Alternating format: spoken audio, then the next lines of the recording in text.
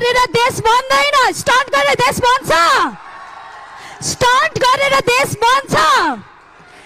देश बनाउने हो भने योजना अनुरूप काम गर्नुपर्छ, काममा इमानदारीता हुनुपर्छ। त्यसकारण हामी स्टन्ट गर्ने युवा होइनौं, काम गर्ने युवा बनौं। त्यसकारण हामी अराजक युवा होइनौं, अनुशासित युवा बनौं। And let's not be the complainer only. Let's be the solution maker.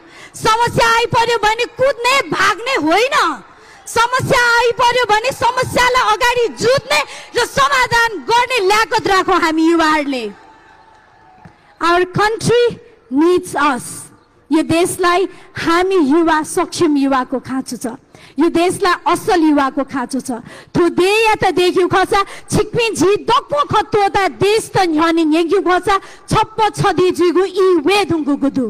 Sita Dhakal Gaindakot 1 number. मलाई त यो समस्याहरू त विभिन्नहरू थिए। यो घाँटी एकदम धेरै सुक्खा हुने, जे खाए पनि मुखमा थुकै नआउने के, घाँटी त्यसै टाइट हुने, पानी खायो एकैछिनपछि मुखमा थुक हुने तर घाँटी चाहिँ सुक्खा हुने। सरकारी हस्पिटलमा नि गएँ अनि मलाई त्यो औषधि खाएर सन्चो भएन। त मैले रेडियोहरू सुन्दा पनि वैदिकमा एकदम सन्चो भएको खबरहरू मैले धेरै सुनेकी थिएँ। अब त्यहाँ सन्चो हुने भएछ भने त्यहाँकोले हुन्छ, नत्र तकोले मलाई चाहिँ हुँदैन भनेर गकिम नभन्दै मेरो विश्वास मैले जे बोकेर गए थिएँ त्यो मैले पूर्ण पाएँ। हाम्रो लागि यो भगवानले दिएको वरदान हो भन्छु कि मैले। भगवानले दिएको औषधि त कुनै बनावटी होइन, यो एकदम सत्य हो। सम्पर्क वैदिक आयुर्वेद सेवा प्रणाली। मैले नेकपा एमालेबाट जब आबद्ध हुने निर्णय गरे, धेरै जनाले मलाई के भन्नु भएको थियो म तपाईहरुलाई सुनाउन चाहन्छु।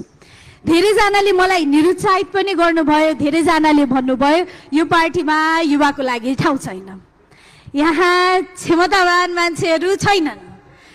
अब जीवन बिगार्यो, राम्ररी कमाई धमाई गरिरहेको, इज्जत कमाइरहेको, काम गरिरहेको मान्छे बेकारमा राजनीतिमा गएर पार्टीमा गएर जीवन बिगार्यो भनेर धेरैले मलाई अनेकन भ्रम